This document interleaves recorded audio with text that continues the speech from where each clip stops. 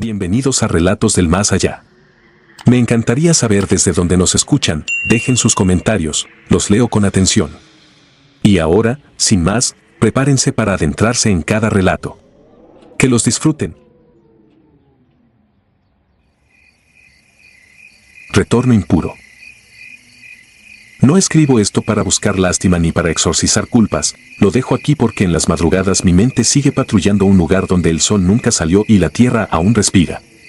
Fui sargento primero del 13º Batallón de Infantería, pero desde el verano de 2012 mi expediente aparece como baja por incapacidad neuropsiquiátrica.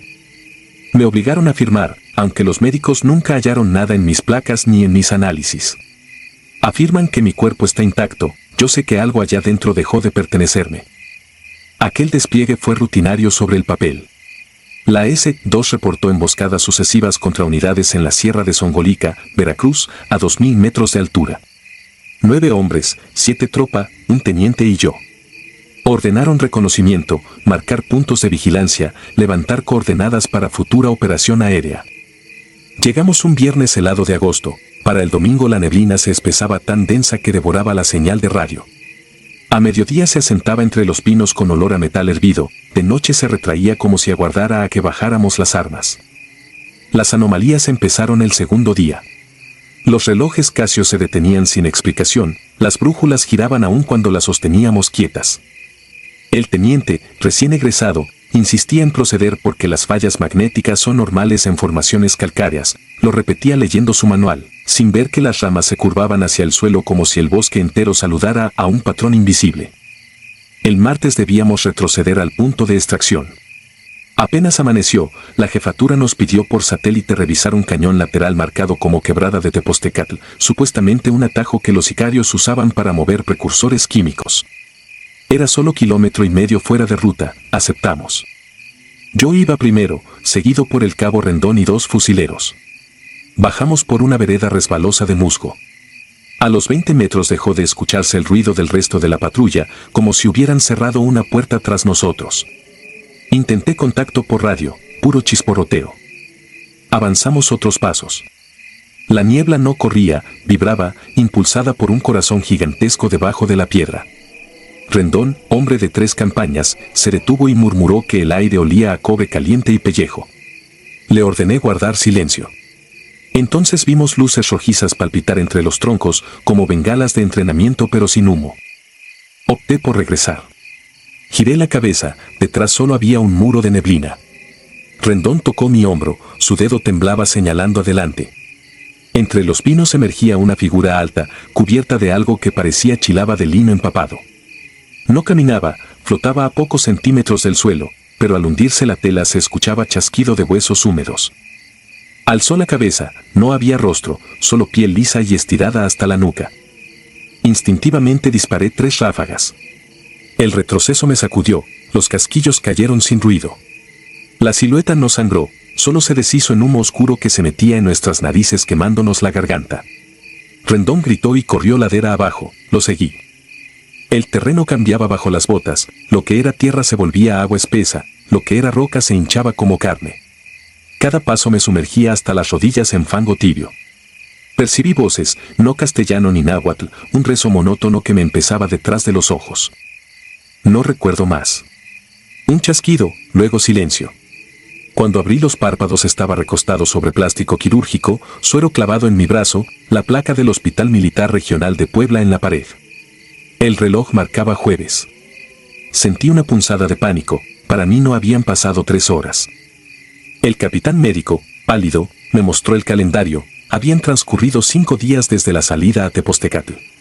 Dijo que un escuadrón de búsqueda me halló parado en la carretera, cubierto del cuello a las botas por sangre coagulada, sin un rasguño. Pregunté por Rendón y los demás. Silencio. Nadie más apareció. Las pruebas de laboratorio revelaron 3 tipificaciones sanguíneas ajenas en mi uniforme. No quise, pero me forzaron a mirar las fotografías, mi pecho parecía haber empapado cubetas enteras y, sin embargo, mi piel permanecía limpia. Firmé papeles, autoricé estudios, respondí las mismas preguntas hasta la locura. Cada noche soñaba una caverna donde pilares de carne latían al ritmo de mis arterias. Veía mi mano, o lo que creía mi mano, aplastando cráneos que suplicaban en fonemas líquidos. Una semana después, hombres de civil me subieron a una camioneta Suburban sin placas. Decían ser Contraloría Médica Especial. Me llevaron a un inmueble pintado de blanco en las afueras de Orizaba. Dentro olía a formol y ozono. Pasillos vacíos, ninguna cruz, ningún escudo. Me dejaron solo en un cuarto con una silla metálica y cámaras en cada ángulo. Tras 3 horas entró un sujeto con bata inmaculada y gafas polarizadas. Traía una carpeta amarilla. Sin presentarse, puso sobre la mesa una impresión térmica captada por dron. La imagen era verde fosforescente. Se me veía de pie en el fondo de un barranco, los brazos colgando.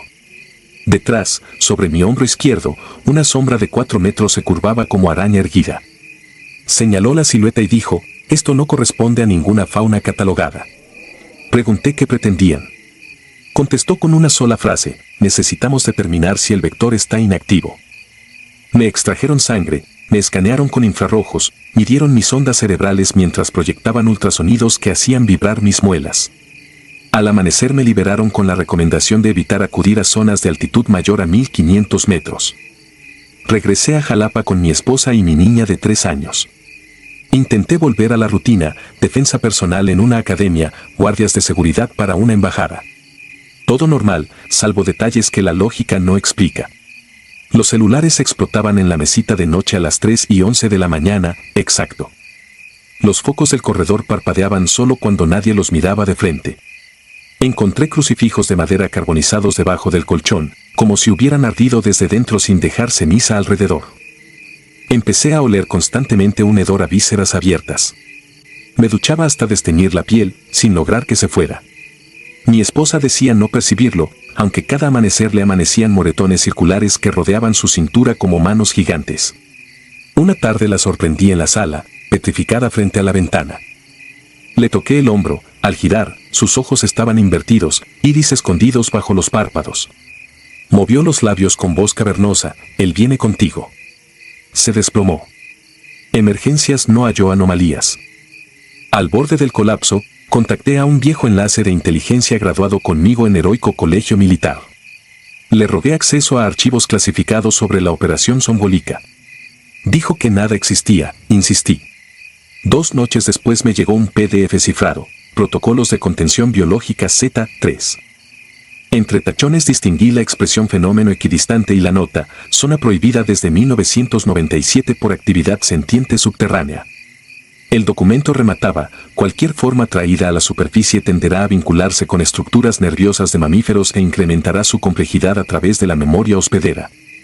Comprendí, quizá nunca me perdí, quizá fui llave para algo encerrado ahí abajo. Desde entonces temo dormir. Cuando cierro los ojos siento que mi cuerpo se expande por debajo de la cama como raíces carnívoras buscando alimento. Algunas madrugadas despierto en el patio, descalzo, con la boca llena de tierra negra que no existe en mi jardín. Otras, mi niña me sacude llorando porque el señor sin cara está oliendo tu cabeza. Y ese olor a sangre fresca vuelve, rodeándonos como soga. Hace una semana quemé mis uniformes y mis condecoraciones, pensando sellar el pasado. La hoguera ardió verde, chisporroteando como hueso mojado. Las llamas dibujaron, por unos segundos, la silueta que Rendón y yo vimos entre los pinos. No quedó ceniza, solo un círculo de tierra vidriosa que no refleja la luna. He visitado curanderos, sacerdotes, psiquiatras. Todos coinciden en que necesito creer. Pero yo ya creo, aunque no en Dios ni en ciencia. Creo en lo que sentí rozarme la nuca en aquella cañada, creo en los susurros que repiten coordenadas que nadie más memoriza. Cada amanecer esa voz se hace más clara, pide nombres, pide sangre. Mi voluntad le resiste, pero noto un latido ajeno bajo mi esternón, un compás que no coincide con mi pulso. Si alguna persona lee esto y planea adentrarse en la sierra de Zongolica con uniforme o sin él, recuerde lo que ignoramos nosotros, hay lugares donde la línea entre suelo y carne es tenue, donde un árbol puede latir si se le hiere, donde la niebla no cubre, sino se alimenta. Si escucha un zumbido dentro del cráneo, no camine hacia la luz roja, la luz es solamente la boca de algo que también huele su miedo. No sé cuánto me quede lúcido. A ratos percibo mi respiración más ajena, lenta, venerando un himno viscoso. Escribo mientras mis manos aún me obedecen. Puede que despierte otra vez cubierto de sangre o que no despierte en absoluto. Pero si la cosa que traje decide caminar fuera de mi piel, tal vez busque otro cuerpo que la lleve más lejos de aquellas montañas. Y si alguna madrugada sienten un aroma a cobre calcinado, cierren puertas, apaguen luces, no miren a la ventana, podría estar buscando un camino. Yo, lo que quede de mí, seguiré contando los segundos antes de que mi propio reloj vuelva a detenerse y el pulso que late en las sombras reclame por fin lo que le pertenece.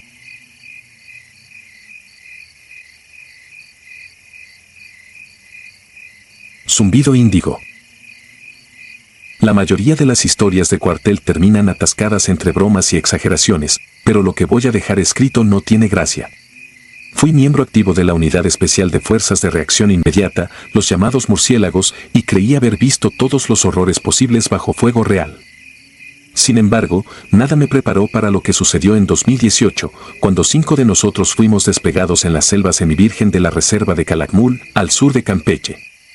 Nuestro objetivo oficial era disuadir el trasiego de armas y la entrada de bandas que cruzaban la frontera por pasos clandestinos. La orden encubría un hecho más simple. Éramos una presencia intimidatoria en un territorio donde el gobierno apenas respiraba. Desde el aire, la selva parecía un mar oscuro y continuo. El U-60 nos dejó en un claro fangoso al caer la tarde. Montamos 2 tiendas tipo expedición y tendimos tripiés de visión térmica en azimut de 180 grados, porque el mayor flujo de intrusos solía venir del sureste. Las ráfagas de insectos eran constantes, el calor, pegajoso. En teoría íbamos a rotar vigilancia cada 3 horas, pero la humedad disolvía los turnos, dormíamos en pares, armas cruzadas sobre el pecho, mientras 2 compañeros se mantenían despiertos, frecuencias encriptadas abiertas y linternas apagadas. Éramos gafes, la oscuridad debía vernos como parte del terreno. Las 2 primeras noches pasaron sin alarma, salvo algún venado despistado y un coyote que gruñó tan cerca de la tienda que casi encendemos bengalas. Pero la tercera madrugada, alrededor de las 1:40, el sargento Toledo entró gateando al refugio e hizo una seña casi infantil, índice sobre la boca, ojos desorbitados. Ni siquiera habló. Mi binomio, el cabo Millán, y yo aferramos los FX-05, retiramos los seguros con un chasquido seco y seguimos a Toledo. Podía oler el miedo en su sudor, dulzón y agrio. Eso no era normal en un hombre que había sobrevivido a balaceras en la Sierra de Guerrero. Nos condujo hasta un punto donde la maleza se abría en un pasillo natural.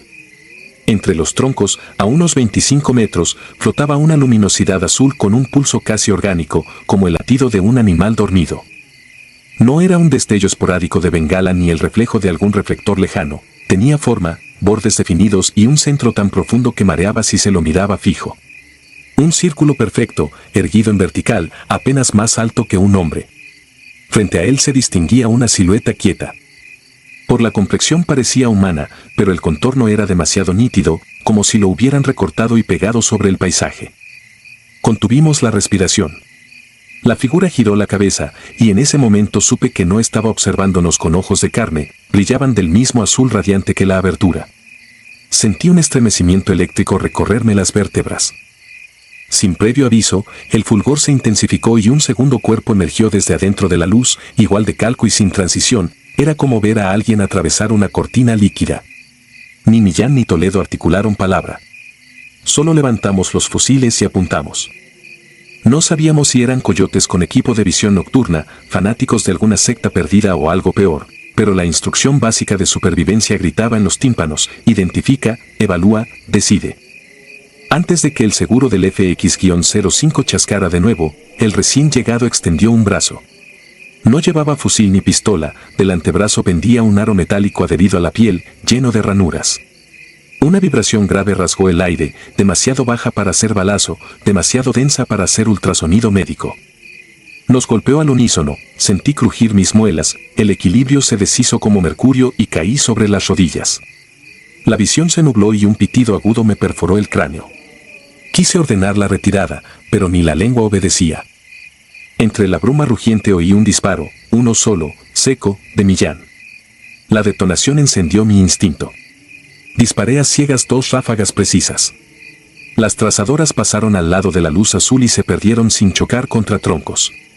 No hubo chispas, no hubo impacto ni gemido. Cuando el pitido se dio, vi a las figuras dar un paso atrás, absorberse dentro del círculo y, como si alguien apagara un monitor, toda la luminiscencia se contrajo hasta un punto y desapareció. Silencio absoluto. Solo grillos a lo lejos, como si nunca hubiera pasado nada. La radio chirrió con la voz del cabo First Class Rojas desde el punto Bravo. Contacto de fuego reportado al norte. Confirmen, cambio. Toledo apenas balbuceó que necesitábamos apoyo médico. La nariz me sangraba. Millán temblaba tanto que el cañón del fusil tintineaba contra la anilla de la correa. El mareo persistía, una resaca instantánea. Rojas llegó con su binomio 17 minutos después, corriendo entre lianas, listos para un enfrentamiento que no existía. Cuando vieron el claro vacío, bajaron la guardia, pero bastó mirarnos las caras para que comprendieran que algo había ocurrido. Revisamos el terreno palmo a palmo con lámparas IR. No había casquillos, salvo los 3 expulsados por nuestras armas. No había huellas recientes, tampoco rastros de calor diferentes a los nuestros marcados en las pantallas térmicas. Solo un leve residuo oleoso sobre la hojarasca, fluorescente a la luz estroboscópica. Lo recogimos con guantes y lo sellamos. La sustancia olía a ozono y cloro, pero ningún reactivo de la prueba de campo registró composición conocida. Ese dato se hundió en un informe que, más tarde lo supe, terminó en un archivo clasificado como evento no convencional, sin seguimiento. Al amanecer, la selva parecía idéntica a la de cualquier fotografía turística. Pájaros, monos aulladores lejos, el vapor subiendo como aliento de monstruo. Con la luz, uno creería que la noche anterior fue un delirio colectivo provocado por el cansancio. Pero el zumbido seguía resonando en el fondo de la cabeza, una jaqueca sorda que latía al compás del recuerdo. Y las brújulas, todas, estaban inútiles, las agujas giraban despacio en sentido antihorario, sin detenerse, hasta que las guardamos como piezas defectuosas. Al regresar a la base de Candelaria entregamos el parte completo. El oficial de enlace nos escuchó, pero su expresión no cambió ni con el detalle de la sustancia extraña ni con las notas médicas sobre hemorragias nasales y trauma auditivo. Firmó los documentos y recomendó cuarentena psicológica. No hubo prensa, no hubo expediente judicial. Las balas usadas se archivaron como entrenamiento nocturno no autorizado. Oficialmente no existió un portal azul ni 2 figuras capaces de derrumbar a 3 comandos con un solo pulso sónico. La vida militar siguió, patrullas, escoltas, entrenamientos, pero algo se quebró en cada uno. El cabo Millán pidió baja por estrés crónico, no soportaba el zumbido que volvía cada vez que la noche estaba demasiado callada. Toledo empezó a sangrar de la nariz ante cualquier sonido grave, como el retumbar de un helicóptero, lo trasladaron a enfermería permanente. Yo resistí 7 meses, hasta que una madrugada escuché el mismo pulso cuando inspeccionaba el arsenal. No había luces apagadas ni espejismos, solo aquel golpe de infrasonido que me dobló de rodillas y ensució el piso con sangre. Entendí que, de algún modo, aquel ruido me había seguido, tatuado dentro del oído interno. Renuncié la semana siguiente. Hoy escribo esto desde una habitación sin ventanas, en un pueblo anónimo del altiplano. No enciendo radios ni dejo encendida la televisión, el menor zumbido grave provoca punzadas detrás de los ojos. Algunas noches despierto con la certeza de que el cuarto entero luce un reflejo azul, aunque al parpadear no haya más que oscuridad. Tal vez esas figuras solo hicieran exploración, tal vez señalaran la ruta para algo que vendrá después. Lo cierto es que, desde Calakmul, he leído reportes dispersos de soldados fronterizos que piden licencia médica tras exposiciones acústicas anómalas en Humanguillo, en Palenque, en la laguna de El Petén. Los expedientes se clasifican, los testimonios se descartan. Pero las bajas silenciosas crecen. No sé si lo que vimos era humano modificado, visitante de otro plano o reflejo de algún experimento gubernamental. Lo que sí sé es que la selva más profunda ya no es de este país ni de este planeta, pertenece a un umbral que late cuando la luna y la humedad se confabulan. Mi juramento como soldado era proteger las fronteras de México. Nadie dijo que en esas fronteras se abrían puertas que llevan a ninguna parte y a todos los sitios a la vez. Cada vez que cierro los ojos vuelvo a sentir aquel zumbido índigo creciendo detrás de mi cráneo, prometiendo que la próxima pulsación no me dejará siniestrado, sino mudo y vacío, hasta que no quede nada de lo que alguna vez fui. Y allí, en ese instante previo al sueño, recuerdo que la noche siempre puede tornarse más oscura, porque no hay destello más aterrador que el que anuncia un silencio absoluto detrás.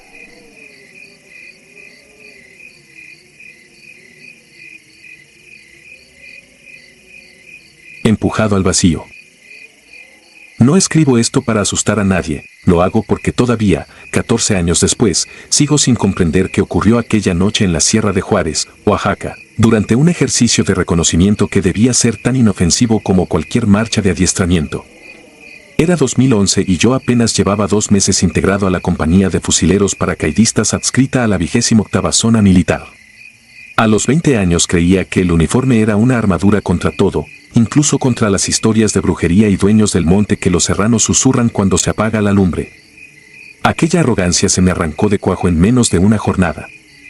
Éramos 8, un teniente recién egresado del heroico, 2 cabos curtidos en retenes contra el narco y 5 soldados rasos que apenas estrenábamos botas.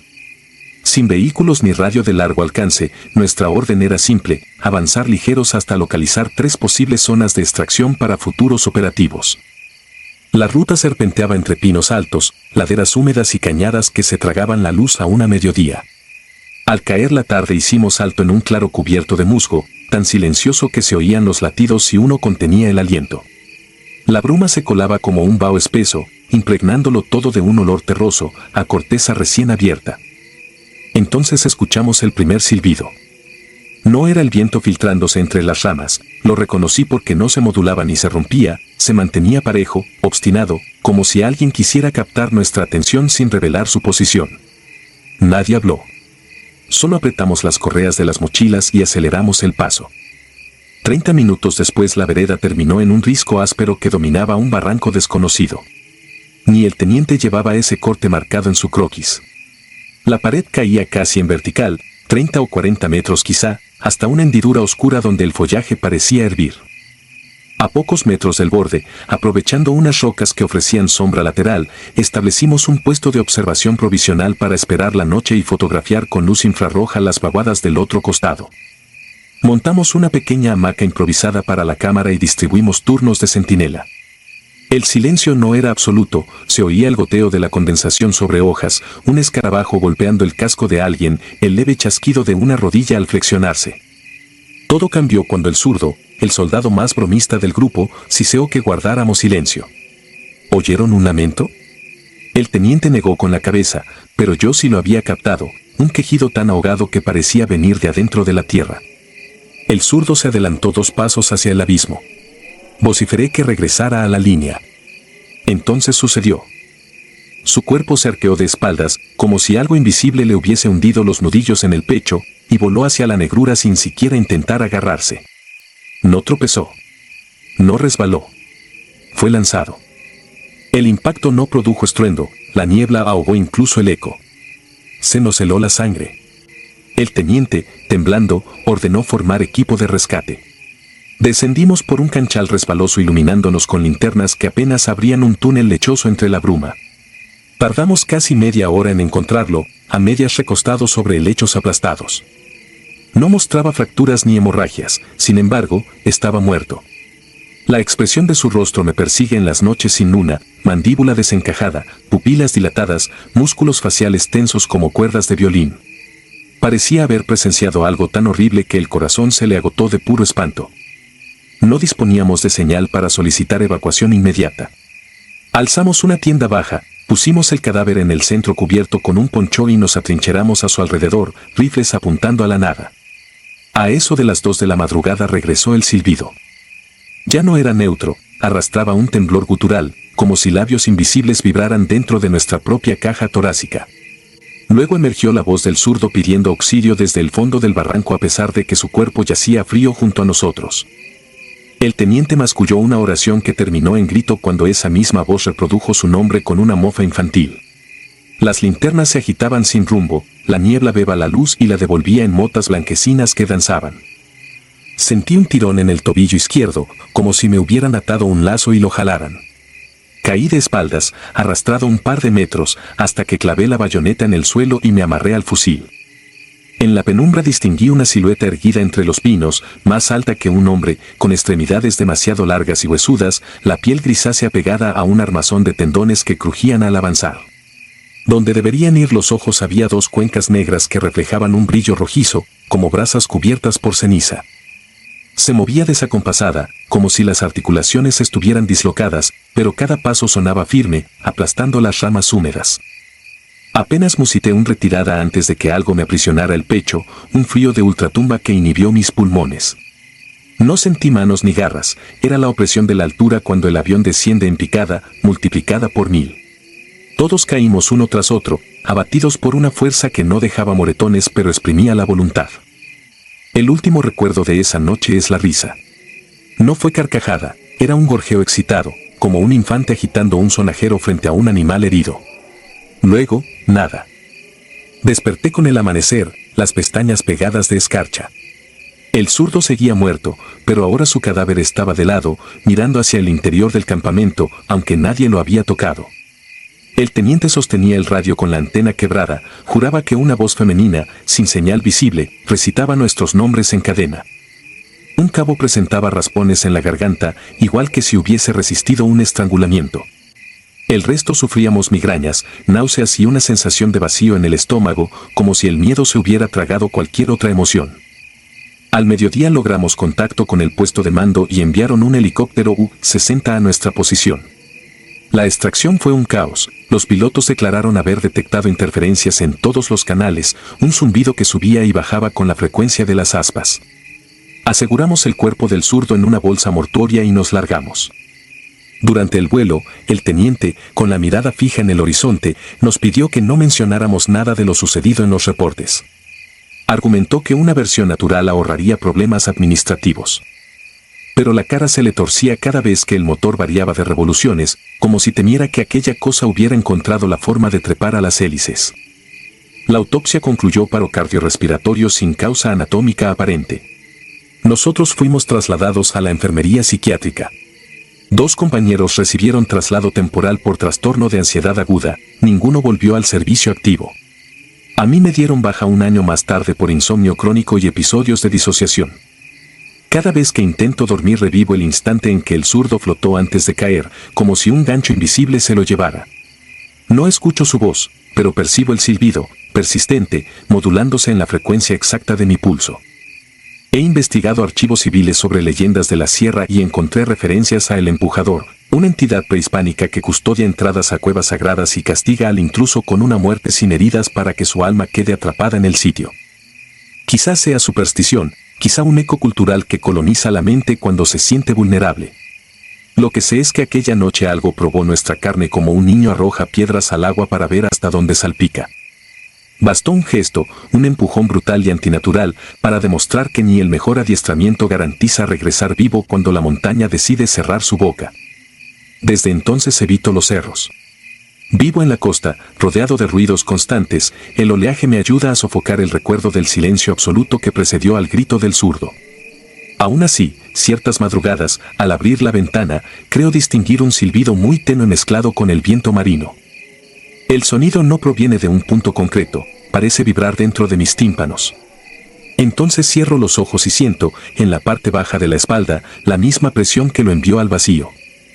Me aferro al alféizar, contengo la respiración y permanezco inmóvil, recordando que la sierra puede estar a cientos de kilómetros, pero la distancia nada significa para aquello que no es humano.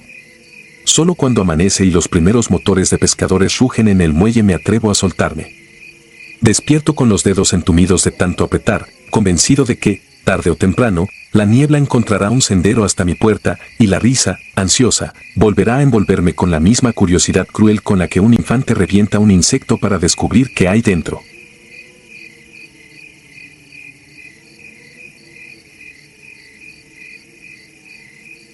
Selva hueca. No firmé mi baja para olvidar. La firmé porque el ejército no tiene protocolo para lo que encontramos en la Lacandona en 2019. Al sur, dicen que la selva lo devora todo. Ahora sé que la selva no devora, conserva, prepara y respira.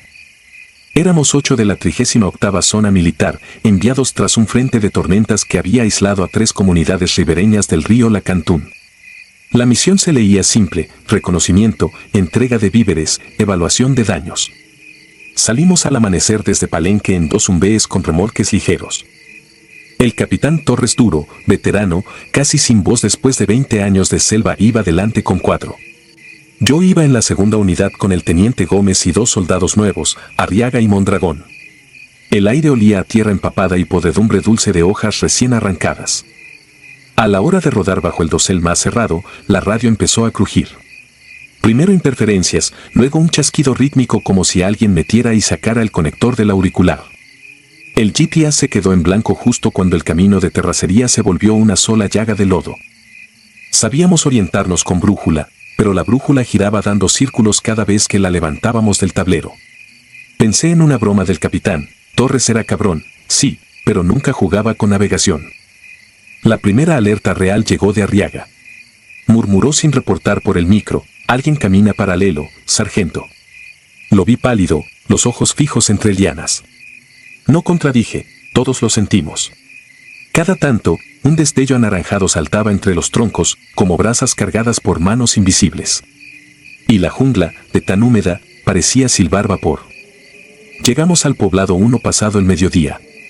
Debían esperarnos 35 habitantes, pero solo hallamos chozas abiertas, anafres encendidos, tazones de frijol humeantes. Comer sin gente, imposible. Nada de gallos, ni perros ni monos aulladores, solo el rebote hueco de nuestras botas sobre la duela mojada. Había platos aún tibios. En una mesa infantil descubrí un cuaderno de tareas con la fecha del día anterior. Nadie abandonaba con tanta prisa sin llevarse ni siquiera un machete. Torres ordenó inspección en parejas. Fui al río con Mondragón. La corriente, marrón y llena de ramas, desbordaba la orilla con ronquidos de motor viejo. A 10 metros del agua vimos la primera señal, un uniforme. Camuflado pixelado igual al nuestro, tendido boca abajo. Lo volteamos. Era Hernández, uno de los del Umbee de Torres, pero sin garganta. El corte limpio, quirúrgico. Lo imposible fue lo seco, sin sangre, la carne se veía color ceniza. Mondragón retrocedió vomitando. Yo traté de transmitir, solo estática. Volvimos al caserío. No había rastro del capitán ni de su vehículo. Nuestras huellas de llanta habían desaparecido como si la lluvia hubiera reescrito el camino en menos de un minuto. Esa desaparición borró nuestra disciplina. Pasamos la tarde encerrados en la escuela comunal, fusiles en mano, oídos pegados al silencio. El rumor de la selva había cambiado, no era ausencia de grillos, sino un pulso grave, lento, húmedo. Cada expiración olía a hierro podrido. Al caer la noche oímos gritos. Bergantines de dolor tronando entre el bejuco. Abrí la puerta y vi fuego, columnas de llamas azules flotaban sobre el humedal, iluminando figuras humanas quietas, extendidas como crucifijos. Cuando quise enfocar, las llamas se apagaron sin humo, quedando solo la forma de algo grande, cuadrúpedo, que se escurría entre los árboles dejando un chasquido de vísceras succionadas. Mondragón corrió tras aquello. Lo seguí. Me adentré en la maleza hasta que el barro me hundió a las rodillas. Allí lo encontré. De rodillas ante un círculo de piedras verdosas, murmuraba: el agua no moja la selva. Lo repitió como mantra y su mirada estaba vuelta de revés, pupilas desaparecidas. Cuando cayó sobre mí, su piel estaba hirviendo, pero el aire alrededor era gélido, como si el calor proviniera de adentro. Murió susurrando la misma frase. Lo arrastré hasta un claro donde la luna debería haberme ayudado, pero sobre nuestras cabezas no había cielo, las copas se enlazaban formando una bóveda que latía, una membrana vascular que transpiraba. Sentí gotear algo viscoso. Miré el pecho de Mondragón, la carne se reabsorbía, abriéndose en líneas finas que parecían raíces.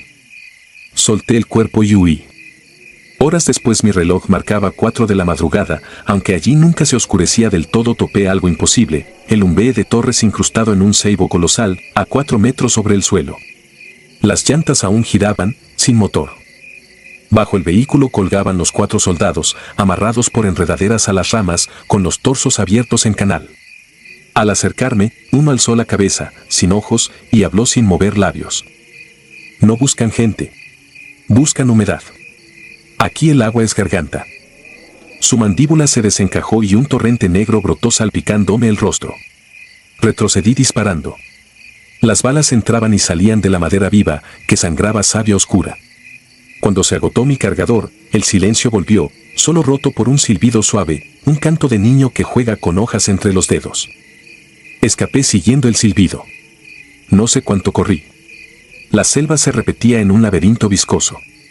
Cada tanto veía la misma muñeca de trapo atravesada en una estaca, la misma huella descalza sobre el lodo. Hasta que el suelo cambió, duro, reseco, caliente como teja al sol.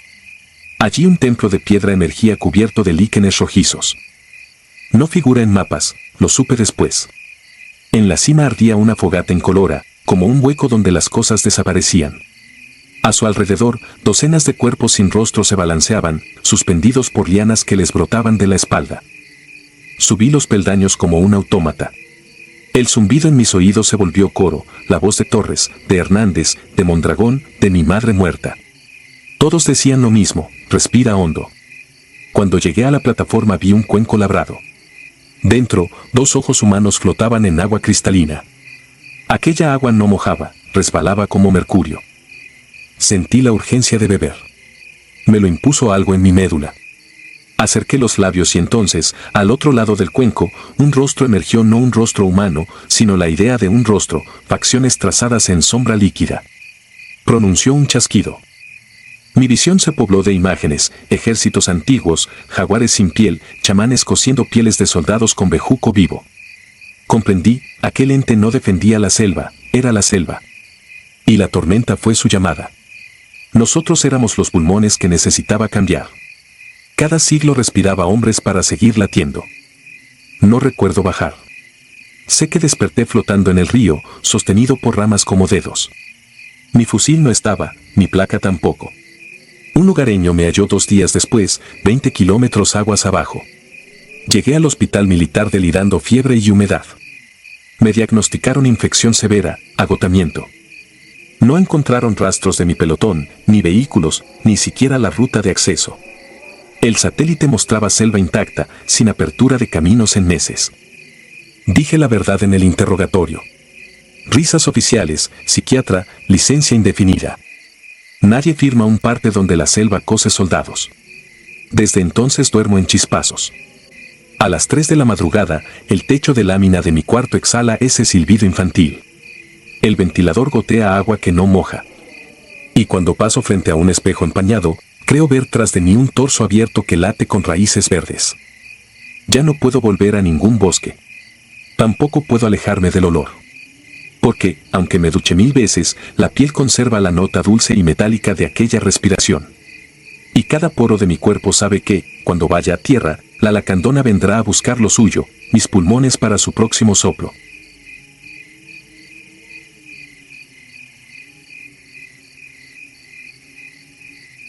Niebla hambrienta.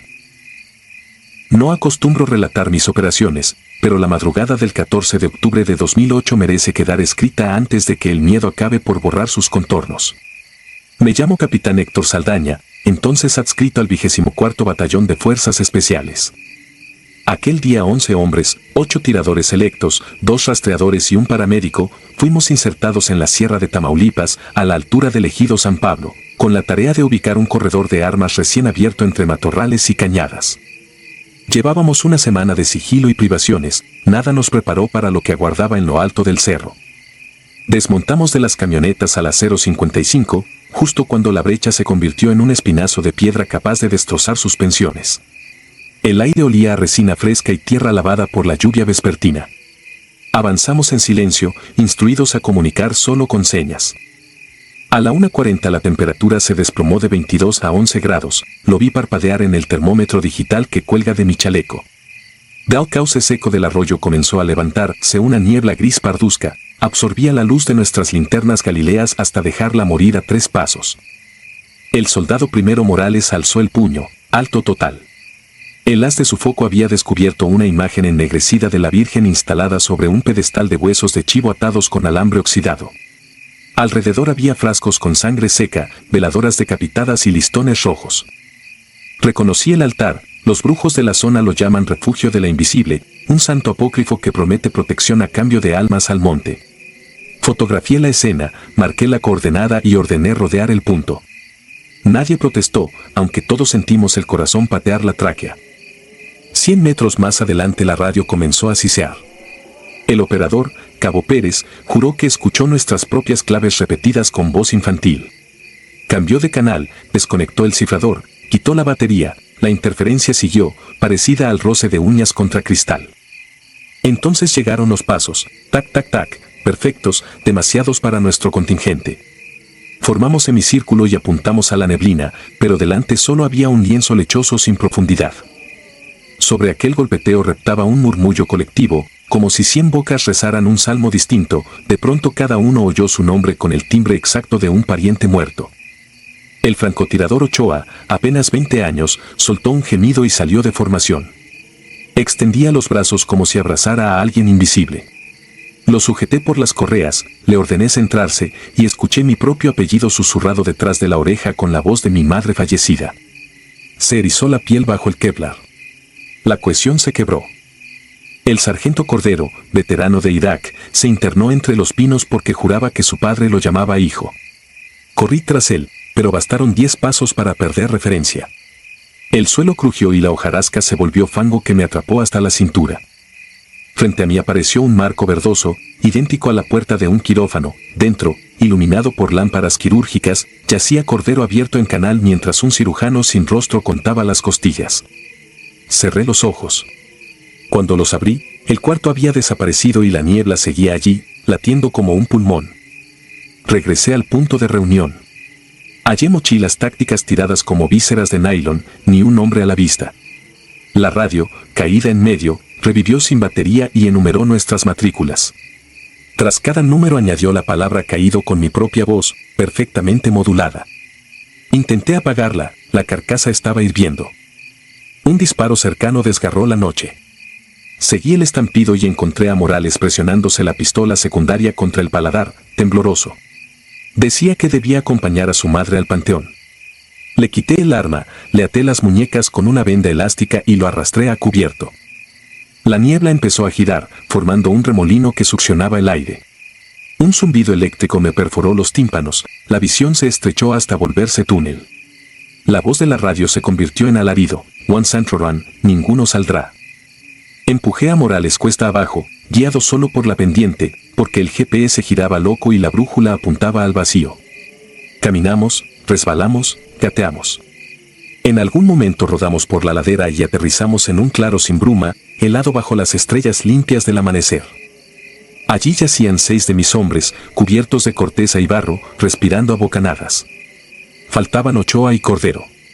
Cada superviviente llevaba prendido al chaleco un objeto que no recordaba haber tomado: una veladora encendida, un hueso pulido, un mechón de cabello trenzado, una cruz invertida. La bruma se había detenido 100 metros más arriba, inmóvil como muralla de cemento. Dentro se contorneaban sombras que golpeaban el límite donde empezaba la luz. La retirada fue penitencia pura. Cada curva del sendero sugería el rostro de los ausentes, cada crujido, su paso fantasma. Llegamos al ejido a las 11, deshidratados. Un curandero nahua nos escuchó sin interrumpir. Al terminar dijo que la montaña exige peaje de sangre y solo deja marchar a quienes transportan la memoria de quienes se quedan. Sugirió quemar los objetos y pronunciar los nombres de Ochoa y Cordero para sellar la deuda. Lo hicimos esa misma tarde detrás de la comandancia. El humo olió a cabello chamuscado y tardó horas en disiparse pese al viento serrano. La investigación oficial atribuyó todo a desorientación por condiciones extremas, no se recuperaron restos ni equipo. La palabra sobrenatural fue vetada de los reportes. Hoy, 17 años después, sigo en servicio activo y llevo medallas que pesan como lápidas. Hay madrugadas en que despierto empapado, convencido de estar otra vez dentro de la niebla. Entonces la radio de campaña, desconectada, carraspea mi matrícula seguida de caído. Enciendo la luz y reviso el buró. Si la veladora negra no ha regresado, respiro. Sé, sin embargo, que la sierra no olvida y aguarda el instante en que la humedad me sorprenda desarmado. Escribo esto para que, cuando aparezca mi nombre en la lista de desaparecidos, alguien comprenda por qué no regresé. Tal vez así la montaña se sacie con mi firma y deje libres a los que todavía patrullan bajo su sombra.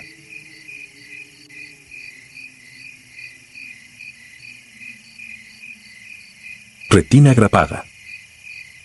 La patrulla empezó a las 23:40 horas del 20 de abril de 2017. Éramos 4 infantes de la Marina a bordo de una camioneta Ocelot blindada, asignados a escoltar un tráiler con equipo médico desde la base naval de Topolobampo hasta un puesto rural de la Sierra Sinaloense. Las coordenadas de destino quedaban fuera de toda ruta habitual, un caserío llamado Los Humeros que no aparecía en los mapas civiles. Nos ordenaron seguir la carretera estatal 54 hasta el kilómetro 111, después tomar un camino de terracería que enlazaba con la comunidad. Conducía el teniente Arriaga. A su lado, el cabo Torres revisaba el GPS militar /diagonal PRC 117G. Yo ocupaba la torreta superior con un Minimi 5.56 y el maestre Durán monitoreaba la radio en la parte trasera. Noche sin luna. Activé mis visores de intensificación /diagonal PVS 14. El mundo se blanqueó en verde y sombras. Solo entonces noté algo que no figuraba en el parte meteorológico, la neblina densa que se deslizaba rasante sobre el asfalto, como si el pavimento exhalara. El primer retrato. A la altura del kilómetro 87 apareció el primer poste extraño. El letrero metálico marcaba, curva peligrosa, pero sobre él colgaba una lámina adicional, delgada, soldada a la base. Con el ojo desnudo era solo una placa gris. A través del NVG distinguí un rostro pixelado, sin rasgos definidos, como imagen de vigilancia corrompida. Pensé que el tubo intensificador estaba defectuoso. Parpadeé, la cara parpadeó conmigo, conservando la posición. No informé. La misión exigía celeridad y uno evita sonar paranoico en presencia de superiores. Aumenté la cadencia de respiración, el aire olía a cobre, a sangre vieja. Señales deformadas. 10 kilómetros después, otro poste. Otra placa. Rostro nuevo, igual de pixelado, pero con la boca abierta en un gesto que sugería un grito silencioso. Imposible captar detalles, los píxeles danzaban, como si la imagen se reescribiera de continuo. El tráiler avanzaba despacio para no reventar amortiguadores, nuestra Ocelot mantenía la retaguardia. Todo en verde, reportó Arriaga por intercomunicador. Su voz venía limpia, firme. Levante la mano sobre la torreta pidiendo alto, pero el teniente no lo interpretó así, siguió a velocidad constante. Torres, que no llevaba visores, charlaba con Durán sobre la esposa que lo esperaba en Mazatlán. El miedo empezó a desnivelar mis latidos. Punto sin cobertura. Al rebasar el kilómetro 100, nuestros equipos perdieron señal satelital. No era habitual, el 117G mantiene enlace aún en cañones profundos. La radio HF quedó muda salvo por un siseo rítmico que imité con la mandíbula sin darme cuenta, SSS, SSS, SSS, como un mar cuchicheando contra rocas. Ordenaron silencio táctico hasta restablecer comunicaciones. Entonces vi los postes alineados, uno cada 25 metros, todos con placa adicional. Los rostros ya no estaban pixelados, tenían rasgos definidos de marinos en uniforme pixelado camuflaje, brazaletes de operaciones especiales, pómulos sudados. Reconocí al sargento Nava, muerto por una mina en Chihuahua el año anterior. Reconocí a la soldado Estrella, caída en Veracruz. Todos aparecían con los ojos brillantes como charcos fosforescentes, clavados en mí. Al límite del kilómetro 111. El trecho final emergió de la bruma, un recto sin fin atascado de postes. Cada rostro era más nítido que el anterior. Empecé a temblar, me retiré el visor y volví a ponérmelo para comprobar.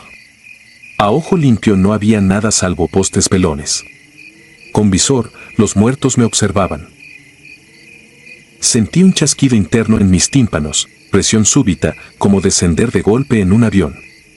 El intercom crepitó solo para lanzar un clip de audio, el zumbido de un bisturí de hospital. Durán golpeó la consola intentando limpiar la línea. Sin éxito.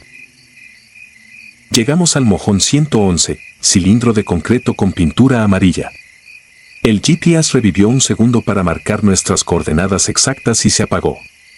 Las placas sobre los postes siguientes mostraron video, no fotografías, caras moviéndose como video de circuito cerrado. Una boca sangrante deletreó mi nombre completo sin emitir sonido. Alto vehículo, grité. Arriaga frenó. Bajé de la torreta, me acerqué al maestre, quise explicarle.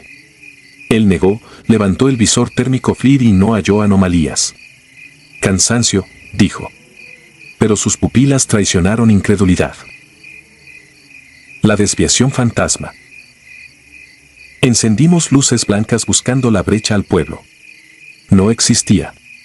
Donde el mapa marcaba un desvío solo había más carretera recta, atestada de neblina.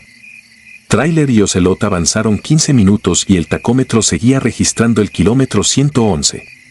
El señalamiento se repetía idéntico, como en un bucle. Los rostros también se repetían, pero cada nueva iteración llegaba con modificaciones: ojos suturados con alambre, bocas rellenas de grapas quirúrgicas, charreteras empapadas en formol. Torres pidió permiso para disparar al primer poste. Arriaga autorizó. El 5.56 del fusil retumbó, la placa tintineó, cayó. Caminé con visor hacia el metal, esperando ver agujeros. Encontré huecos deformes, sí, pero lo perturbador era que la figura pixelada seguía allí, intacta, dentro del visor, rostro flotante sobre el suelo, delineado por el resplandor verdoso del NVG. Sin soporte físico. Detrás, el tráiler encendió marcha atrás sin que el chofer tocara el freno. El conductor, civil contratado, se golpeaba el pecho y repetía un Padre Nuestro con lengua trabada.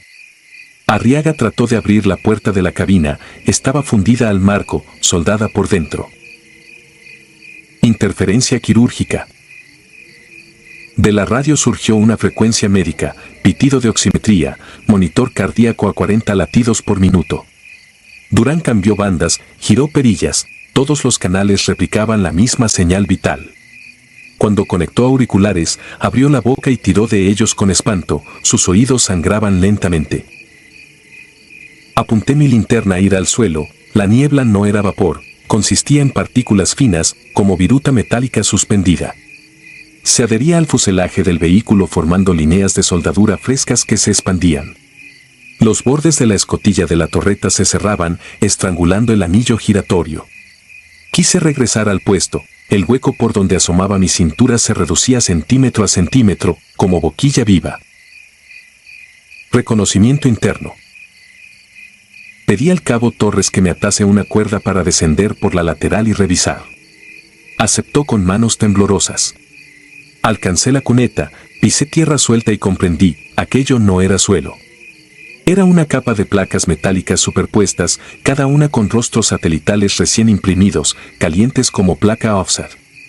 Al mover la lámpara ir, los semblantes gemían sin sonido. Bajé la mirada a mis botas y vi mi propio rostro imprimiéndose en la plancha bajo mis pies, ojos pulidos pero vacíos, cicatrizados por grapas. Retrocedí, el acero crujió y se partió, dejando asomar una oscuridad prolija de cables biomédicos. Punto de no retorno. El teniente ordenó evacuar. Pero la Ocelot no arrancó, batería muerta súbita. Torres se aferró al volante, llorando. Durán ya no respondía, babeaba sentado, los párpados cosidos con alambre, como si alguien hubiera trabajado sobre él sin dolor aparente. El hilo emergía de la piel sin mancha de sangre, como si hubiera sanado al instante. Encendí bengala roja para marcar posición. El resplandor pintó la neblina en carmesí y reveló postes infinitos en todas direcciones, girando en círculo alrededor nuestro, más cerca de lo que la carretera permitía. No había horizonte, solo esta jaula luminiscente de retratos que latían sincronizados con mi pulso. Visión quirúrgica. De la nada, un proyector invisible lanzó sobre la niebla un haz en ultravioleta. Varios rostros se racimaron formando un mosaico. El resultado final fue un cráneo humano visto en TAC. Me di cuenta de que las imágenes individuales eran cortes axiales segmentados del mismo sujeto, yo. Mi cara gritada, mis vértebras, mi retina agrapada. Cada poste era una diapositiva, y nosotros seguíamos la secuencia anatómica de mi muerte programada. Sentí punzadas detrás de los ojos, como si las grapas figuraran en mi córnea. Levanté párpados con dedos enguantados, noté hilos negros asomando en la conjuntiva. El visor amplificaba la hemorragia microscópica, parecían trazos de grafito revolcándose. Desprendimiento final. La puerta posterior del tráiler se abrió por dentro. El chofer nunca salió, pero el interior se iluminó azul, luz de quirófano. Un brazo mecánico emergió levantando una pistola de grapas industriales. Sujetos a la máquina, viales con formol giraban como carrusel. Antes de que Arriaga reaccionara, un disparo neumático lanzó la primera tanda de grapas a su rostro. Cayó sin soltar un gemido, ojos sellados, boca prendida por metal. Cada latido expulsaba saliva entre los bordes metálicos. Retrocedí disparando ráfagas al brazo, las balas atravesaban la estructura como humo. Torres trató de huir campo a través. Apenas cruzó la fila de postes, su silueta se disolvió, no quedó carne ni equipo, solo una placa nueva en el poste más cercano mostrando su rostro recién pixelado, pestañeando en verde. Registro de evidencia. Al ver mi destino firmado, destruí el NVG contra el suelo. A ojo limpio los postes estaban desnudos, pero el recuerdo de cada rostro seguía taladrando. Corrí hacia la nada, pisando asfalto repetido, escuchando el tráiler cerrarse y la Ocelot fundirse en silencio metálico. Tras lo que debió ser una hora, vi luces rojas de frenado fijo. Era otro convoy naval, patrulla designada Alfa 33. Me colapsé frente a Zoom B. Perdí conocimiento. Informe que nadie firmó. Desperté en la enfermería de Guasave con vendas alrededor de los ojos. Los médicos dijeron que intenté arrancármelos, las córneas estaban intactas, pero la conjuntiva mostraba líneas de sutura viejas, como si alguien las hubiera cosido semanas atrás. Ninguno de mis compañeros apareció, ni cuerpos, ni vehículos, ni señal de GPS. Tampoco el tráiler de insumos. La caja negra del Ocelot transmitió un solo archivo antes de desaparecer, 13 segundos de video nocturno donde se ven postes y placas metálicas lisas. Solo al aplicarle filtro de intensificación aparece un rostro nítido mirándome. Ojos sellados, boca agrafada. Mi placa, mi nombre. El decomiso quedó clasificado. Dijeron que sufrí psicosis debida a hipoxia de alta montaña. Pero cada madrugada, a las 23:40 en punto, mi monitor cardíaco emite el pitido exacto que escuché en la radio aquella noche, 40 latidos por minuto, sostenidos. Y la piel alrededor de mis ojos palpita, anhelando grapas que todavía no existen. Ahora escribo este testimonio con los párpados ardiendo. Sé que la noche que los postes vuelvan a alinearse, el último mostrará mi retrato definitivo, ya sin píxeles, sin defectos. Y que, apenas lo vea, la grapa final cerrará mi visión para siempre.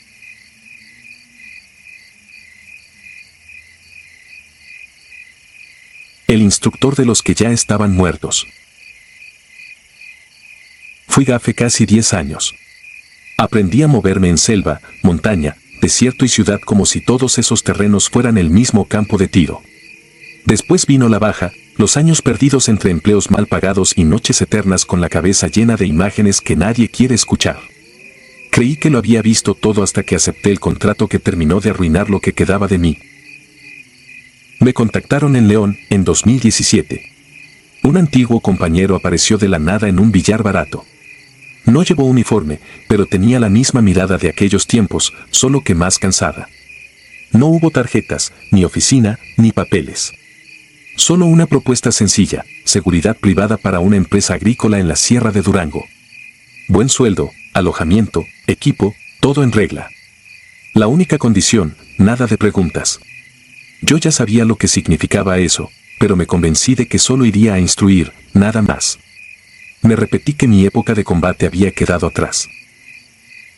El traslado fue de noche. Subimos a una camioneta sin placas y después a otra. Perdí la cuenta de las brechas de terracería que tomamos. Solo escuchaba el motor y, de vez en cuando, disparos lejanos que nadie comentó. Cuando por fin llegamos, vi el lugar, un rancho enorme cercado con malla, torres de vigilancia en las esquinas, reflectores fijos hacia la sierra y varias bodegas adaptadas como dormitorios, comedor, armería. No era una granja. Era un cuartel levantado con dinero sucio, pero diseñado por alguien que entendía la guerra. Mi contacto directo era un tipo al que todos llamaban coronel, aunque jamás pisó una academia militar. Traje caro, botas tácticas nuevas, reloj brillante. Me presentó a mi grupo, 25 hombres de diferentes edades, casi todos tatuados, algunos con mirada vacía, otros excitados como si el lugar fuera un parque de diversiones. Sabían disparar, pero no pelear. Cero disciplina, cero respeto por nada. Mi trabajo era convertirlos en algo que se moviera como unidad, que entrara y saliera de un objetivo sin dejar testigos ni rastros. Eso me dijeron. Las primeras semanas fueron lo que yo conocía: marchas forzadas, patrullajes de práctica, tiro en movimiento, emboscadas simuladas. Me dieron casi todo lo que pedí: fusiles decentes, equipo de protección, blancos móviles. Algunos se desmayaban en los ejercicios de resistencia. El coronel solo se reía y ordenaba que los levantaran a cubetazos de agua helada. Una vez un muchacho cayó mal desde un talud y se fracturó la pierna. Pedí evacuarlo. La respuesta fue simple: aquí el que no aguanta, estorba. A la mañana siguiente ya no estaba. Nadie volvió a mencionarlo. Una noche comenzó lo extraño. Estábamos en la pista de obstáculos, practicando avance en silencio. La luna apenas alumbraba. Entre la maleza escuché pasos fuera de ritmo, como si alguien más nos siguiera. Pensé en un animal. Di la orden de alto, revisé el perímetro con una lámpara. Entre los árboles, a unos metros de la barda, creí ver una figura delgada, parada, sin moverse. Parpadeé y ya no había nada. No dije nada a los reclutas. No quería que pensaran que el viejo instructor estaba perdiendo la cabeza. Días después empecé a notar un detalle perturbador. Cada noche que terminábamos el entrenamiento, hacían formar a la unidad frente al patio donde nunca se permitía entrar. Era un cuadrado de tierra hundida, cercado con alambre oxidado, sin iluminación directa. En el centro se marcaban siempre manchas más oscuras, como si la tierra no se secara jamás. Escuchaba al personal de cocina decir en voz baja que ese lugar había sido usado años atrás por otro grupo, que allí enterraban lo que nadie debía encontrar. Uno juraba que a veces se oían pasos alrededor del cerco cuando ya no había guardias. Yo no creía en esas cosas, pero jamás me dejaron acercarme a revisar. El coronel empezó a pedir prácticas diferentes. Quería que la unidad no solo supiera entrar a un objetivo, sino quebrar la voluntad de quien encontraran. Amenazas a familias, simulacros de ejecución, entradas nocturnas a casas de campesinos solo para dejar mensajes. Yo intentaba quedarme en la parte técnica: procedimiento, rutas de escape, formación. Cerraba la mente a lo que ocurría después. Creí que podía mantenerme neutral, como si solo fuera un entrenador que no se involucraba en detalles. Una noche, mientras ellos se iban en convoy a mandados, me quedé solo en la armería inventariando equipo. Cuando apagaron los motores, el silencio de la sierra se volvió tan pesado que sentí que el aire costaba más trabajo respirarlo. Fue en una de esas noches cuando lo vi por primera vez de frente. Estaba sentado en la litera, limpiando mi fusil, cuando escuché pasos en el pasillo del dormitorio, muy lentos. Pensé que era algún recluta desvelado. La puerta se abrió apenas unos centímetros. No sonó la bisagra. Levanté la mirada y vi la silueta de un niño, inmóvil, apenas más alto que el marco. No vi detalles de la cara, solo la forma del cabello pegado a la cabeza, la ropa como de domingo pobre. Me quedé paralizado. Alcé la voz y pregunté quién era. La figura se retiró sin prisa. Salí de inmediato con la lámpara. El pasillo estaba vacío. Ninguna puerta abierta. Afuera, los reflectores iluminaban el patio desierto. Yo ya había visto niños muertos antes, en operativos que nadie va a confesar. Pero nunca andando por un dormitorio años después. Esa noche no dormí. La siguiente semana, 3 reclutas diferentes me dijeron, con miedo evidente, que por las madrugadas veían a alguien pequeño parado junto a la barda del patio de tierra hundida. Uno lo describió igual que yo lo había visto. No se lo dije. Mejor ordené que nadie saliera solo después de determinada hora. Presenté el tema al coronel. Se burló. Dijo que eran chismes, que eso servía para mantenerlos tensos. La paranoia creció cuando empezaron los accidentes. Primero fue un recluta que se disparó en el cuello durante un ejercicio nocturno.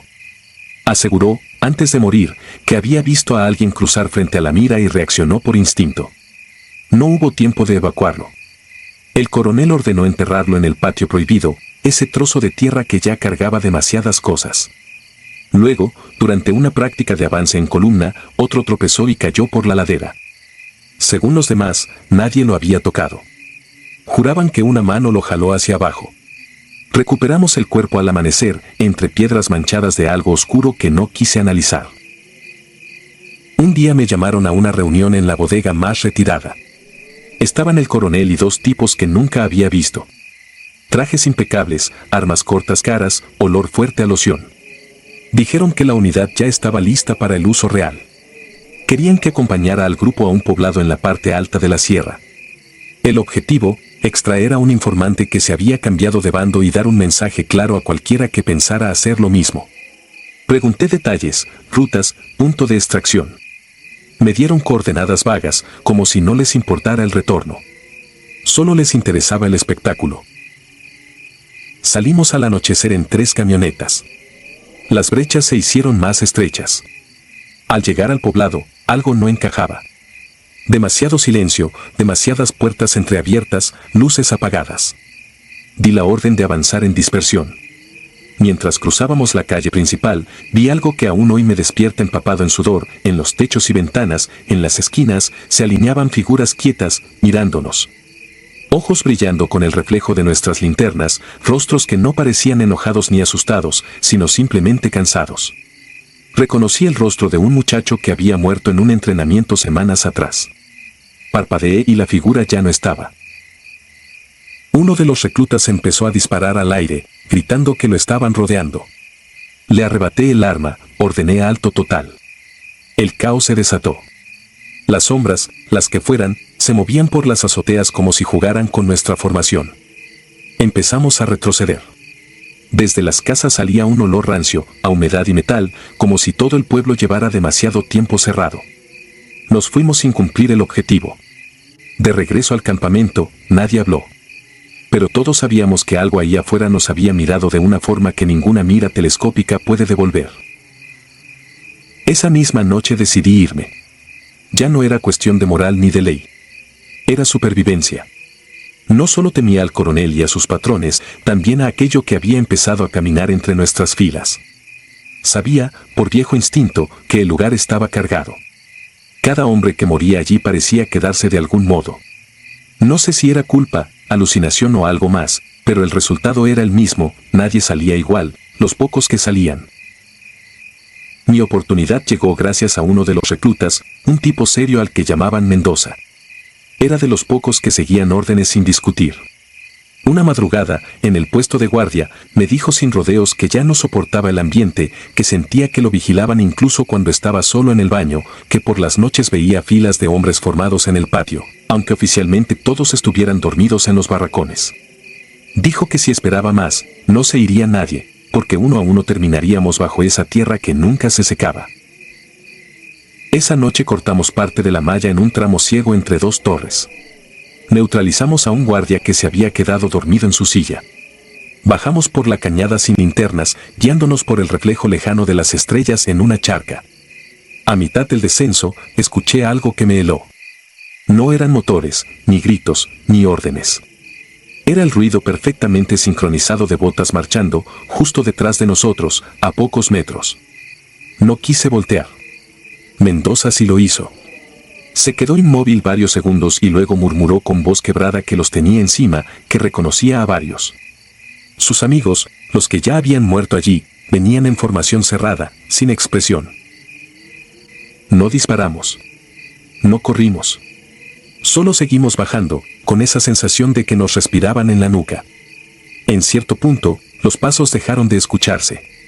No hubo disparos, ni persecución. Nada. Llegamos a la carretera principal al amanecer y conseguimos aventón con un trailero que no hizo preguntas. Nos separamos en la primera gasolinera. No volví a ver a Mendoza. Supe por las noticias, meses después, que encontraron una fosa en aquella zona de la sierra. Hablaron de restos, uniformes sin insignias, cascos, casacas con parches arrancados. No dieron números exactos. Desde entonces he cambiado de ciudad varias veces. Vivo con nombres falsos, cuidando negocios que no me preguntan quién fui. Pero todas las madrugadas, en ese momento en que el sueño es más ligero, despierto sintiendo la bota pisando tierra húmeda, escuchando un pelotón que se forma detrás de mí, esperando órdenes. No necesito voltear para saber quiénes son. Son los hombres que entrené, los que murieron sin entender por qué, mezclados con otros que jamás debieron cargar un arma. Lo peor no es haber trabajado para quienes trabajé.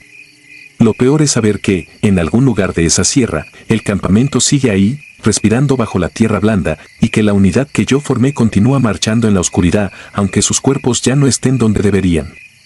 Y cada vez que cierro los ojos, siento que la próxima orden que grite alguien en esa barda no saldrá de la boca del coronel, sino de la mía.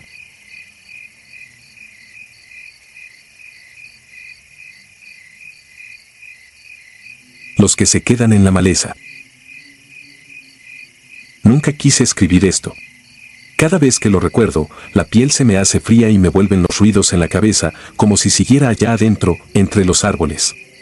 Pero si no lo dejo salir, algún día voy a acabar vaciando un cargador contra la primera sombra que se mueva frente a mí. Me llamo Daniel. Soy sargento segundo de la Sedena. Lo que voy a contar pasó en 2016, en la selva de Chiapas, cerca de la frontera, en una base de operaciones de esas que salen en los informes con un nombre que suena ordenado y limpio. En papel era una BO más. En la realidad, era un agujero húmedo clavado donde el mapa se queda sin carreteras. Nos mandaron a reforzar al 20 Regimiento por incremento de actividad ilícita en la zona de selva alta. Eso decía la orden. Aterrizamos en un helipuerto de tierra, rodeado de lonas, tambos de diésel y caras cansadas. Lo primero que noté fue el olor, mezcla de gasolina vieja, sudor, tierra mojada y algo que no supe identificar, como carne guardada demasiado tiempo. El que mandaba ahí era el teniente coronel Armenta. No era un oficial de escritorio. Se le notaba en la postura, en las manos llenas de cicatrices, en la manera en que te miraba, como si evaluara si ibas a servir para algo o solo ibas a engrosar la lista de bajas.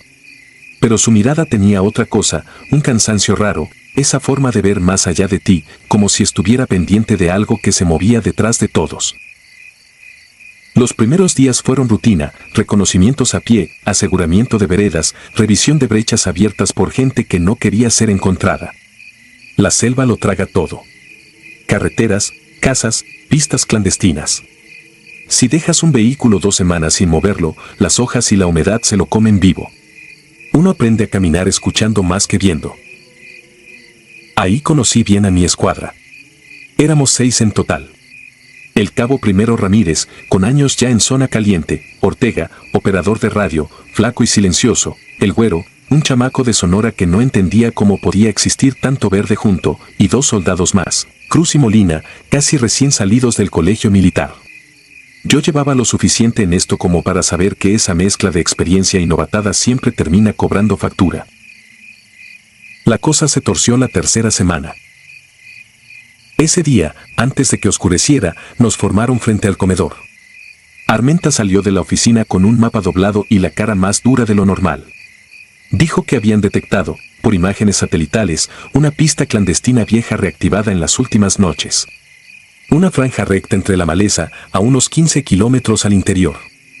Sin nombre, sin poblado cerca. Teníamos que ir a reconocer, confirmar actividad y, de ser posible, asegurar. Había algo raro desde el principio. No nos asignaron apoyo aéreo. No hubo mención de otra compañía cubriendo sectores aledaños. Solo nosotros, una patrulla de 6, por una brecha que ni siquiera salía clara en el mapa. Ortega lo comentó por lo bajo mientras revisábamos equipo, pero nadie se atrevió a decir más. En el ejército hay cosas que no se preguntan en voz alta si quieres seguir apareciendo en las listas de revista. Salimos cuando el sol ya se había ido detrás de los árboles. La humedad era tan espesa que sentías el chaleco pegándose a la carne. Llevábamos FX-05, una M60 ligera para apoyo, radios PRC nuevas, visores nocturnos de esos que se empapan de condensación a los 10 minutos. El camino al principio era brecha de terracería, luego se fue estrechando hasta volverse solo una huella de llantas medio borrada por la maleza. Al llegar al punto marcado por Armenta en el mapa, no vimos nada. Nada de nada. Solo árboles, lianas, hojarasca. Ortega revisó otra vez las coordenadas y dijo que ahí era. Apagamos las luces del vehículo y avanzamos a pie. A los 20 metros, el ambiente cambió. No hay otra forma de decirlo. El sonido de insectos bajó de golpe. La selva nunca está en silencio. Siempre hay grillos, ranas, pájaros, algo. Pero ahí, de pronto, se apagó todo, como si alguien hubiera bajado el volumen. Solo escuchábamos nuestras botas hundiéndose en el barro y la respiración encerrada dentro de los chalecos. Fue Cruz el que primero lo vio. Una línea recta, casi perfecta, donde la maleza estaba aplastada. No era camino de gente. Era huella de algo pesado que había aterrizado y despegado varias veces. A los lados, los troncos de los árboles tenían marcas de cortes viejos, como si hace años hubieran abierto un claro ahí y la selva hubiera intentado cerrarlo sin lograrlo del todo. El aire olía distinto, a combustible y a humo viejo. Avanzamos por esa pista hasta llegar a un espacio más abierto. La tierra estaba removida en varios puntos, montículos irregulares, como zanjas mal tapadas. Ramírez masculló que parecían fosas. Nadie quiso comprobarlo. Uno aprende a reconocer la tierra que ha sido abierta para esconder cosas que no deben ser encontradas. Ortega intentó comunicar por radio el hallazgo, pero lo único que obtuvo fue estática. Ni siquiera el clásico ruido del canal lleno. Era un silencio seco, antinatural. Cambió la frecuencia, ajustó antena, reinició todo. Nada. Entonces escuché el primer susurro. No era en el radio. Era al lado. A nivel de oído. Una voz que dijo mi nombre, apenas un soplo. Daniel. Me giré con el arma en alto y no vi a nadie. Todos estaban delante, revisando uno de los montículos. No dije nada. Pensé que era el cansancio, la tensión. Seguimos avanzando hacia lo que parecía la cabecera de la pista. El olor a podrido se hizo más fuerte, mezclado con humedad rancia. Encontramos restos quemados de algo que pudo ser una avioneta. Solo metal retorcido y manchas viejas en el suelo. Entre los restos, cruzó un casco de vuelo partido a la mitad y unos huesos pequeños, como de mano. Los dejó donde estaban, sin comentar. Hay cosas que el cerebro registra y a la vez intenta ignorar. Fue en ese punto cuando perdimos al primero. ¿Dónde está Molina?, preguntó Ramírez de pronto.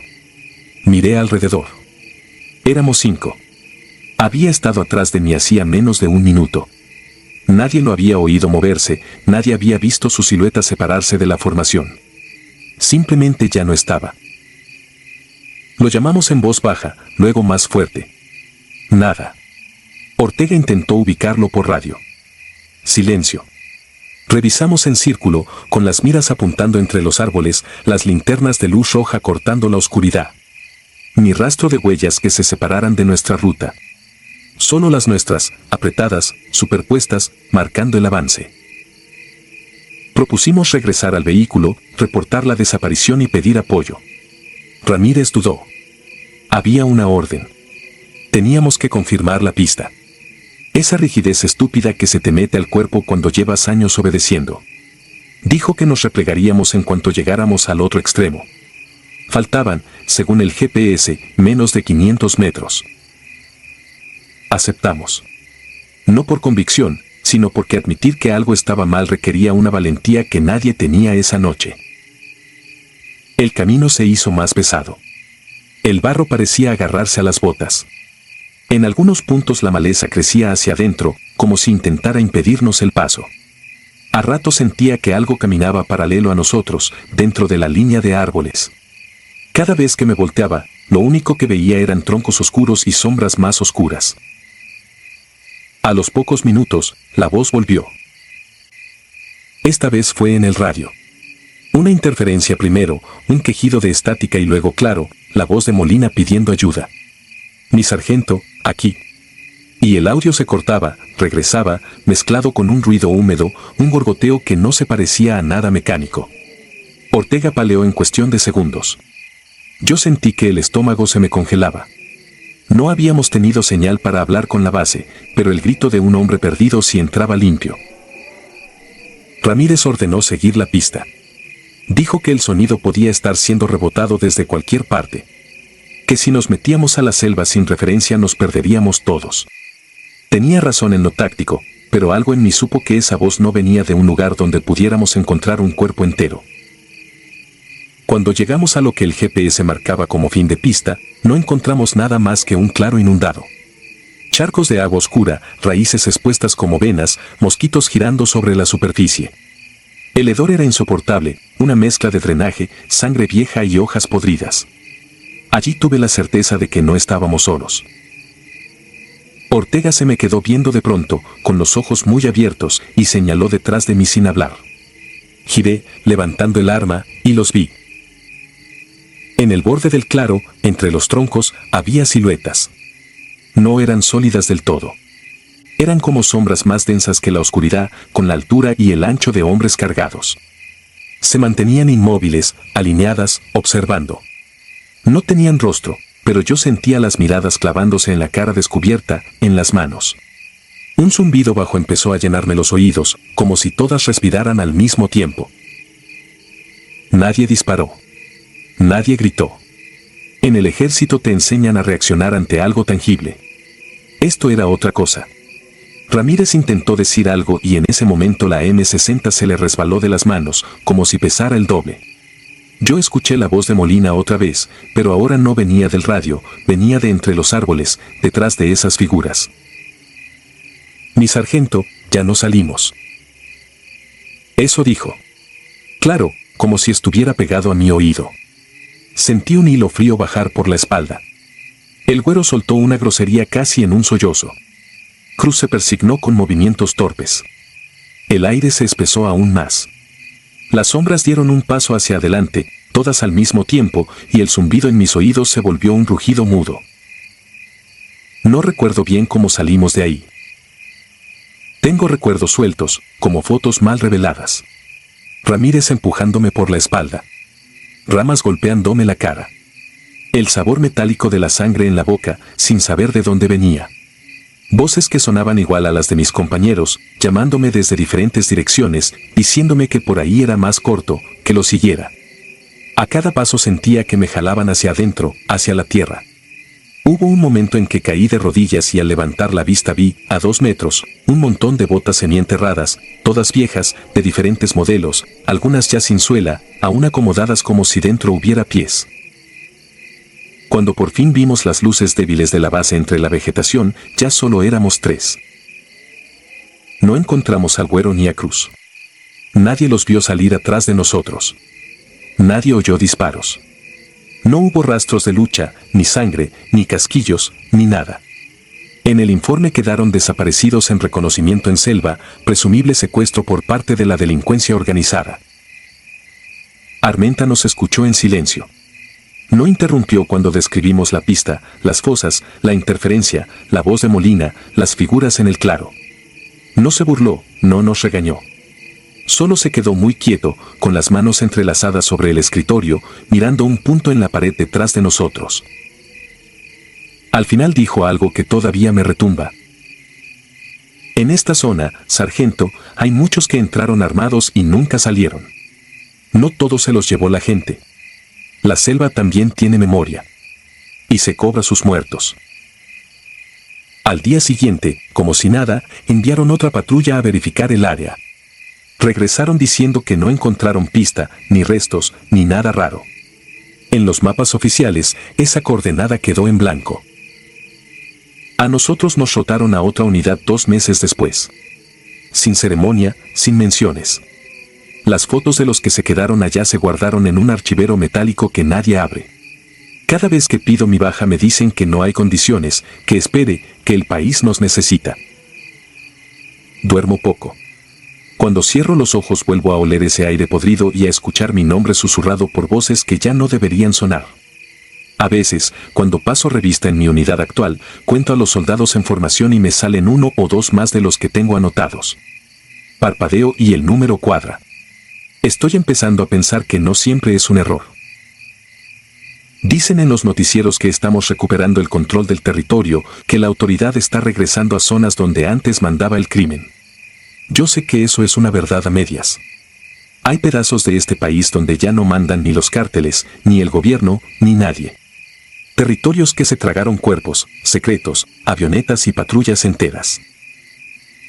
Lugares donde la selva aprendió a usar nuestras voces para llamarnos por nuestro nombre y no dejarnos salir. Y cada vez que un soldado desaparece sin explicación, en un informe frío, sin foto y sin misa, siento que allá adentro, en esa pista que ya no está en ningún mapa, se suma otra sombra alineada en el borde del claro, esperando al siguiente que se atreva a entrar.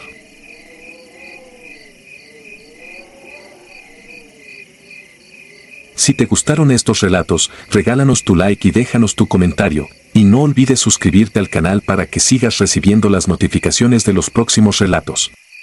Tu apoyo nos ayuda a seguir creciendo dentro de YouTube. Nuevamente, mil gracias y nos vemos en el próximo relato.